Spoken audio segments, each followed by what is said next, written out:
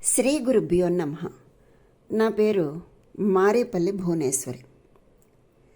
ఈరోజు చాలా గొప్ప పర్వదినం. అదేనండి వైకుంఠ ఏకాదశి. హైందవుల పండగలన్నీ చాంద్రమానం ప్రకారమో లేక సౌరమానం ప్రకారమో జరుపుకుంటారు. కానీ ఈ రెండింటి కలయికతో ఆచరించే పండుగ ఒకే ఒక్కటి, అదే ముక్కోటి.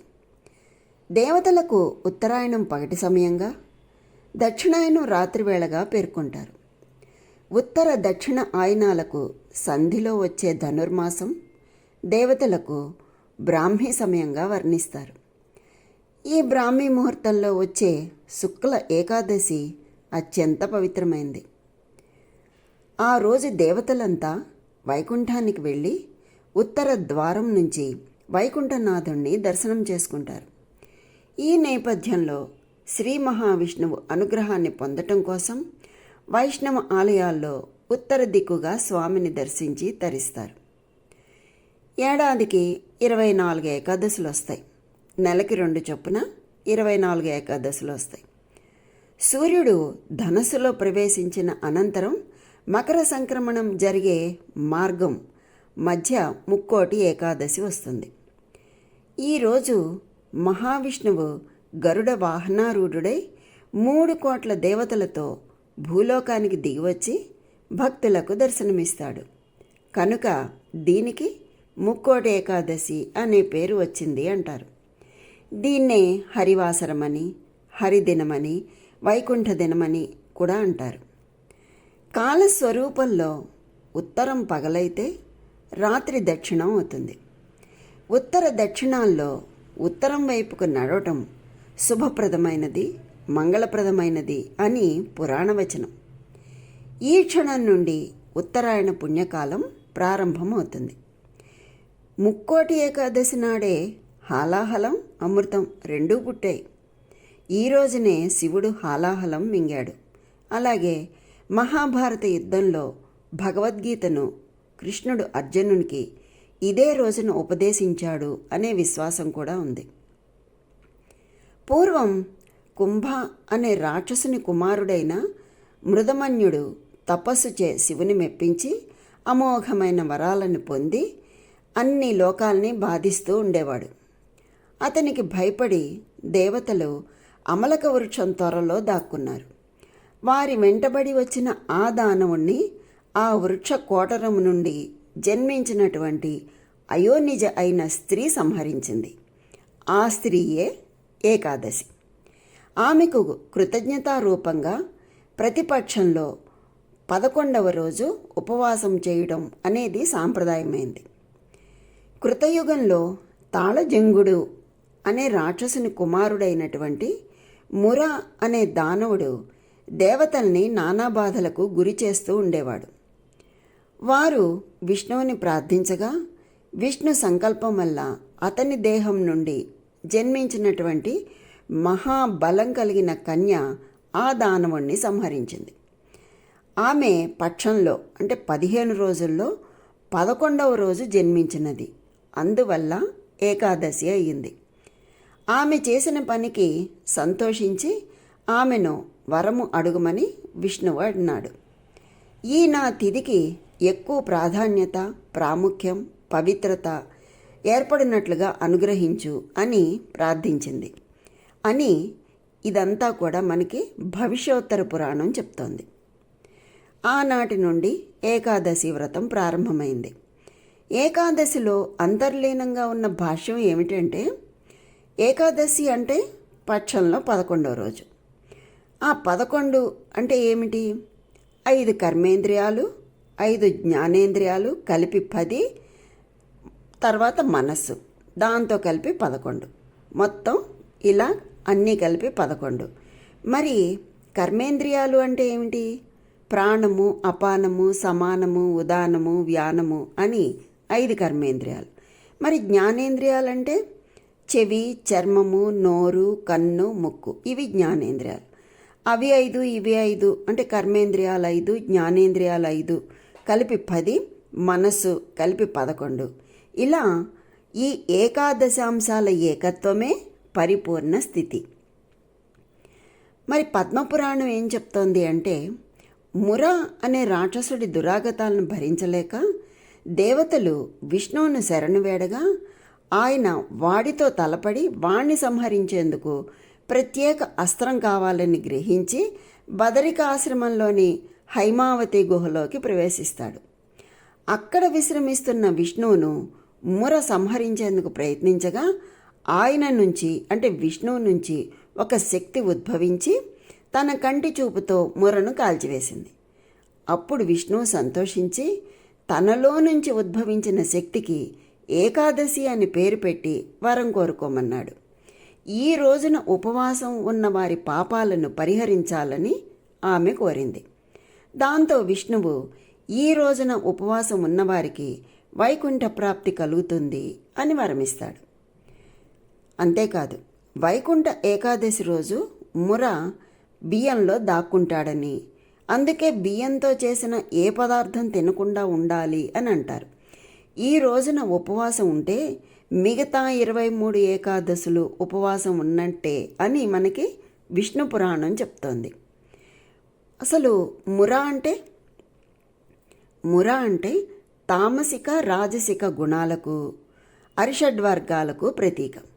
వీటిని ఉపవాస జాగరణల ద్వారా జయిస్తే సత్వగుణం లభించి తద్వారా ముక్తికి మార్గం ఏర్పడుతుంది. వరి అన్నంలో ముర నివాసం ఉంటాడు కనుక మందబుద్ధిని ఇచ్చి జాగరూకతను దెబ్బతీస్తాడు అని అర్థం. అలాగే ఇదే రోజున గీతోపదేశం జరిగింది కాబట్టి భగవద్గీతను కూడా దానం చేయడం అనేది చేస్తూ ఉంటారు.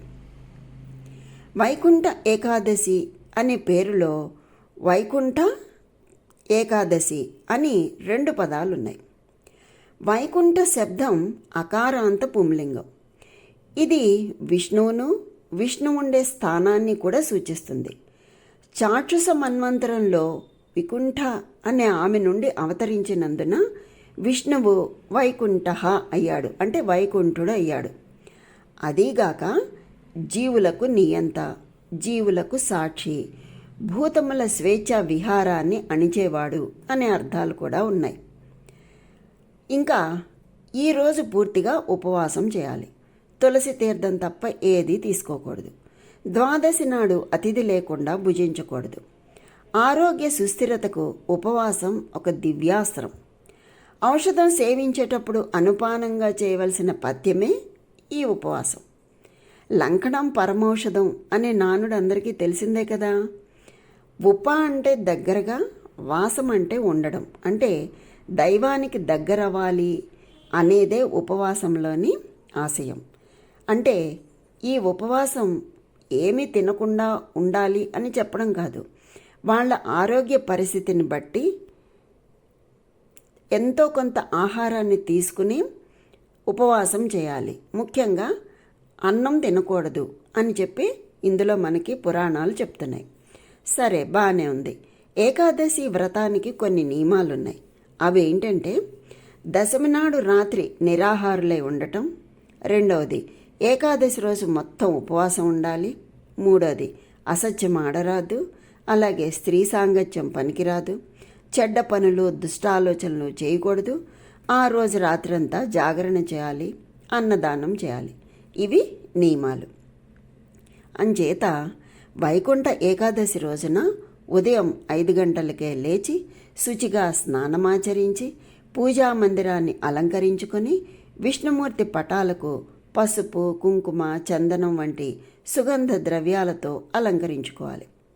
పూజకు తామర పువ్వులు, తులసి దళాలు ఉపయోగించాలి. ఈ రోజున జాజి పువ్వులతో అల్లిన మాలను విష్ణుమూర్తికి సమర్పించినట్లయితే సర్వ పాపాలు తొలగిపోతాయి అని పురాణాలు చెప్తున్నాయి. కనుక జాజిమాలను విష్ణుమూర్తి పటానికి వేసి పాయసం, తీపి పదార్థాలు, ఆకుపచ్చని పళ్లను నైవేద్యంగా సమర్పించి శ్రీహరిని స్తుతించడం శుభప్రదం అని పండితులు చెప్తున్నారు. ఈరోజు చేసే విష్ణు పూజ, పారాయణం, పురాణ శ్రవణం మోక్షప్రాప్తిని కలిగిస్తాయి. ఇవన్నీ చేయకపోయినా ఓం నమో నారాయణాయ అనే మంత్రాన్ని 108 సార్లు జపించడం ద్వారా మీరు అనుకున్నటువంటి కార్యాలు అన్నీ కూడా దిగ్విజయంగా పూర్తవుతాయి. మన దేశంలో ఆధ్యాత్మికతకు ఆరోగ్యానికి ఎంతో సన్నిహిత సంబంధం ఉంది. ఈ ముక్కోటి ఏకాదశి రోజున ముఖ్యంగా చేయాల్సినవి ఏంటి? ఉపవాసం, జాగరణ, జపం, ధ్యానం కదా. అయితే జ్యోతిష శాస్త్రం ప్రకారం చంద్రగమనాన్ని అనుసరించి 120 డిగ్రీల నుండి 132 డిగ్రీల వరకు ఉన్న చంద్రగతి ఏకాదశి తిథి. ఆ రోజు చంద్రుడు, సూర్యుడు, భూమి మధ్య ఉండే దూరం అన్నమాట. సూర్యుని నుండి వచ్చే కిరణాలు మన జీర్ణక్రియ మీద ప్రభావం చూపుతాయి, అంతేకాకుండా అరుగుదల మందగిస్తుంది అని ప్రతి ఏకాదశి రోజు ఉపవాసం ఉండాలి అని మనకి ఆయుర్వేద శాస్త్ర నిపుణులు చెప్తున్నారు. ఒక్క మాటలో చెప్పాలంటే ఉపవాసం ద్వారా మనలో ఉన్న కుండలిని శక్తిని జాగృతం చేసి మూలాధార చక్రం నుంచి స్వాధిష్టాన, మణిపూరక, అనాహత, విశుద్ధి, ఆజ్ఞా చక్రాలను దాటుకుంటూ 7వది అయినటువంటి సహస్రార చక్రంలో సహస్ర కమలంలో పరమాత్మను దర్శించి బ్రహ్మరంధ్రం ద్వారా జీవాత్మను సచ్చిదానంద రూపమైనటువంటి పరమాత్మలో ఐక్యం చేయటమే ఉపవాసంలో ఉన్నటువంటి ఆంతర్యం. ఇంతవరకు బాగానే ఉంది. కాకపోతే ముక్కోటి ఏకాదశి ప్రాశస్త్యాన్ని వివరించే కొన్ని పురాణ కథనాలు మనకి ప్రచారంలో ఉన్నాయి. అంటే ప్రతి పురాణము కూడా మనకి వీటన్నిటి గురించి కూడా తెలియచెప్పింది. అందులో ఒకటి వైఖానసుడి కథ. ముక్కోటి ఏకాదశి మార్గశిర మాసంలో వస్తే కనుక ఆ ఏకాదశిని మోక్షదైకాదశి అని కూడా అంటారు. పర్వత మహర్షి సూచన మేరకు వైఖానసుడు అనే రాజు వైకుంఠ ఏకాదశి వ్రతాన్ని ఆచరించినందువల్ల నరక బాధలు అనుభవించే పితృదేవతలు విముక్తులే స్వర్గలోకానికి వెళ్ళారట. అందుకని ఈ ఏకాదశికి మోక్షదైకాదశి అనే పేరు వచ్చింది. అంతేకాదు ఇంకొకటి కూడా ఉంది. అదేంటంటే కృతయుగంలో మురా అనే రాక్షసుడు దేవతలను, సత్పురుషులను బాధించేవాడు. దేవతలు తమ గోడును విష్ణుమూర్తికి విన్వయించి రక్షించమని ప్రార్థించారు. విష్ణువు మురాసురుడిపై దండెత్తి మొదట రాక్షస సైన్యాన్ని సంహరించాడు. కానీ మురాసురుడు మాత్రం తప్పించుకుని వెళ్ళి సాగర గర్భంలో దాక్కున్నాడు. మురాసురుని బయటకు రప్పించే ఉపాయాన్ని విష్ణువు ఆలోచించి ఒక గుహలోకి వెళ్ళాడు. విష్ణువు నిద్రిస్తున్నాడు అని భ్రమించినటువంటి ఆ మురాసురుడు విష్ణువును వధించడానికి అదే అనువైన సమయము అని కత్తినెత్తాడు. అంతే, వెంటనే మహాలక్ష్మి దుర్గరూపంలో అక్కడ ప్రత్యక్షమై మురాసురుణ్ణి సంహరించింది. విష్ణువు లేచి ఆమెను మెచ్చుకొని ఆమెకు ఏకాదశి అనే బిరుదునిచ్చాడు. తన దేహం నుంచి ఉద్భవించి తనను రక్షించిన ఏకాదశితో శ్రీ మహావిష్ణువు ఈ విధంగా అన్నాడు: మమ భక్తాశ్చ ఏ లోకాః తవ భక్తాశ్చ ఏ నరాః త్రిషు లోకేషు విఖ్యాతాః ప్రాప్స్యంతి మమ సన్నిధం అంటాడు. అంటే ఎవరు తనను ఏకాదశి దేవిని ఇద్దరిని ఆరాధిస్తారో వాళ్ళు ముల్లోకాల్లో కీర్తిని, చివరగా మోక్షాన్ని పొందుతారు అని వరమిస్తాడు. ఏకాదశిని ఆరాధించడం అంటే ఆ రోజున ఉపవాసం చేయడమే. ఏకాదశి రోజున భోజనం చేస్తే పాపాన్ని ఆహారంగా తీసుకున్నట్లే అని బ్రహ్మాండ పురాణం చెప్తుంది. అప్పటి నుంచి మనకి ఈ ఏకాదశి వ్రతం ప్రాచుర్యం పొందింది. అయితే దీనికి ఇంకొక కథ కూడా ఉంది. అదేంటంటే ఈ వైకుంఠ ఏకాదశినే పుత్రదా ఏకాదశి అని కూడా పిలుస్తారు. దీని గొప్పదనాన్ని వివరించే కథ ఏంటంటే, పూర్వం మహారాజు సుకేతుడు భద్రావతి అనే రాజ్యాన్ని పరిపాలించేవాడు. అతని భార్య చంపక. మహారాణి అయినప్పటికీ గృహస్థ ధర్మాలన్నీ కూడా చక్కగా నిర్వహిస్తూ, అతిథి అభ్యాగతులను గౌరవిస్తూ, భర్తను పూజిస్తూ, ఇంకా ఎన్నో పుణ్యకార్యాలు, వ్రతాలు చేస్తూ ఉండేది. వారికి పుత్రులు లేకపోవటం జీవితంలో తీరని లోటుగా మారింది. వారు పుత్రకాంక్షతో ఎన్నో తీర్థాలను సేవిస్తూ, ఒక పుణ్యతీర్థం వద్ద కొందరు మహర్షులు తపస్సు చేసుకుంటున్నారు అనే వార్త తెలుసుకుని వారిని సేవించి తనకు పుత్రభిక్ష పెట్టమని ప్రార్థిస్తాడు. వారు మహారాజు వేదనను గ్రహించి మీకు పుత్ర సంతాన భాగ్యం తప్పక కలుగుతుంది అని దీవిస్తూ ఈరోజు పుత్రదా ఏకాదశి కనుక నువ్వు నీ భార్యతో ఈ ఏకాదశి వ్రతాన్ని ఆచరించినట్లయితే మీ కోరిక తప్పక నెరవేరుతుంది అని చెప్తారు ఆ మునులు. అప్పుడు ఆ వ్రత విధానాన్ని వారి ద్వారా తెలుసుకుని వారికి మనఃపూర్వకంగా ప్రణమిల్లి సెలవు తీసుకుంటాడు రాజు. వెంటనే నగరానికి చేరుకుని జరిగిన విషయాన్ని భార్య చెంపకకు చెప్తాడు. ఆమె ఎంతో సంతోషించింది. వాళ్ళిద్దరూ కలిసి ఎంతో భక్తి శ్రద్ధలతో శ్రీ లక్ష్మీనారాయణులను పార్వతీ పరమేశ్వరులను పూజించి మహర్షి ఉపదేశించిన విధంగా ఏకాదశి వ్రతాన్ని చేస్తారు. అనంతరం కొద్ది కాలానికి కుమారుడు కలుగుతాడు వారికి. ఆ పిల్లవాడు పెద్దవాడైన తరువాత తల్లిదండ్రుల కోరిక ప్రకారం యువరాజు అవుతాడు. ఆయన పరిపాలనలో ప్రజలందరి చేత ఈ ఏకాదశి వ్రతాన్ని చేయిస్తాడు. ఇకపోతే విష్ణువు ఒక గుహలో ఉన్నాడని చెప్పుకున్నాం కదా. ఆ విష్ణువు ఉండే గుహ ఎక్కడో లేదు. అదేంటంటే మన దేహమే దేవాలయము అని శాస్త్ర నిర్ణయం కదా. కైవల్యోపనిషత్తు తెలిపినట్లుగా ప్రతి మానవ హృదయ గుహలోనూ పరమాత్మ ప్రకాశిస్తూ ఉంటాడు. నిహితం గుహాయాం విభ్రాజతే అన్నట్లు ప్రతి మానవుని యొక్క హృదయ గుహలో పరమాత్మ ప్రకాశిస్తూ ఉంటాడు.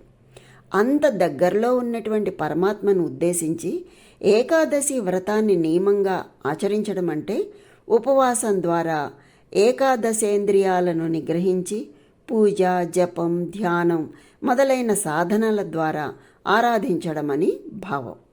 పంచ జ్ఞానేంద్రియాలు అంటే కళ్ళు, చెవులు మొదలైనవి, పంచ కర్మేంద్రియాలు అంటే కాళ్ళు, చేతులు మొదలైనవి, తర్వాత మనస్సు అనే ఈ 11 ఇంద్రియాల ద్వారానే మనం ఎన్నో పాపాలు చేస్తాం. ఆ 11 అజ్ఞానానికి స్థానం. అందుకే 11 స్థానాల్లో ఉన్న అజ్ఞానానికి ప్రతినిధి అయిన మురాసురుణ్ణి జ్ఞానప్రదాయిని అయిన ఏకాదశి మాత్రమే సంహరించగలదు.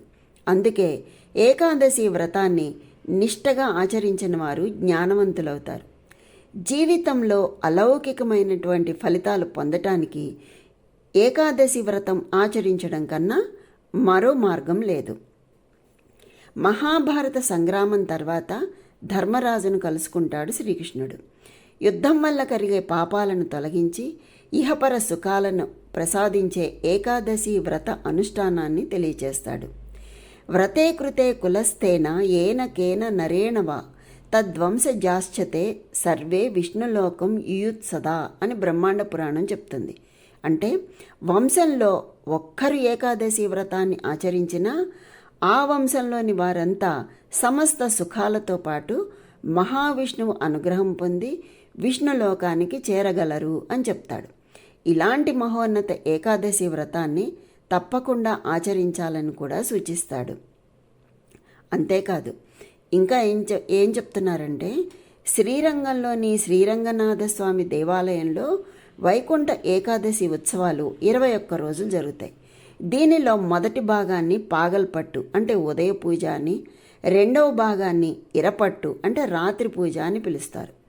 విష్ణువు అవతారమైన రంగనాథస్వామిని ఆ రోజు వజ్రాలతో చేసిన వస్త్రాలని అలంకరింపచేసి 1000 స్తంభాల ప్రాంగణంలోనికి వైకుంఠ ద్వారం గుండా తీసుకువచ్చి అక్కడ భక్తులకు దర్శనమిస్తారు. ఈ ద్వారం గుండా వెళ్ళిన భక్తులు వైకుంఠం చేరుకుంటారు అని నమ్మకం. హైందవ సాంప్రదాయం భక్తుని మనస్సు పరిపక్వమై అది అనంతాత్మలో లీనమవ్వాలి అంటూ ప్రోత్సహిస్తుంది. గాయత్రి మంత్రాన్ని జపించిన, ఉత్తర ద్వార దర్శనం గుండా శ్రీ విష్ణుమూర్తిని దర్శించుకున్న తమ మేధస్సు వికసించాలని కోరుకోవాలి. ఇక ఏకాదశి మన్నాడు ద్వాదశి. చాంద్రమానం ప్రకారం పక్షంలో రోజులలో 12వ తిథి ద్వాదశి. చాంద్రమానంలో శుక్లపక్షంలో వచ్చే ద్వాదశిని శుద్ధ ద్వాదశి అని, కృష్ణపక్షంలో వచ్చే ద్వాదశిని బహుళ ద్వాదశి అని పిలుస్తారు. ద్వాదశికి అధిదేవత శ్రీ మహావిష్ణువే. ఏకాదశి రోజున ఉపవాసం చేసిన వారు ద్వాదశి రోజున ఆ ఉపవాసాన్ని విడుస్తారు. తమ స్థాయికి తగ్గినట్లు అన్నదానం వంటి కార్యక్రమాలను జరిపిస్తారు. ఇంకా ఆఖరిగా చెప్పుకునే మరొక ముఖ్యమైన విషయం ఏమిటి అంటే వైష్ణవ ఆళ్వారుల్లో శ్రీ నమ్మాళ్వార్లు ఈ రోజున పరమపదించటం వల్ల శ్రీ వైష్ణవులు అత్యంత భక్తి శ్రద్ధలతో ఏకాదశి వ్రతాన్ని ఆచరిస్తారు. ప్రసిద్ధ వైష్ణవ దేవాలయాలలో అన్నిటితో సహా శ్రీ తిరుమల వెంకటేశ్వరుని ఆలయంలో కూడా ప్రాతకాలం నుంచి ప్రత్యేక ఉత్తర ద్వార దర్శనం కలుగుతుంది. ఇంతటి ఘనత వహించిన వైకుంఠ హరివాసరాన్ని ఉపవాస నియమంతో సాకారం చేసుకోవాలి. కోటి పుణ్యాలకు సాటి ఒక్క ముక్కోటి ఏకాదశి అని పెద్దలు చెప్తారు. కనుక ఆ వైకుంఠుని యొక్క అనుగ్రహం అందరికీ కలగాలని కోరుకుంటూ స్వస్తి.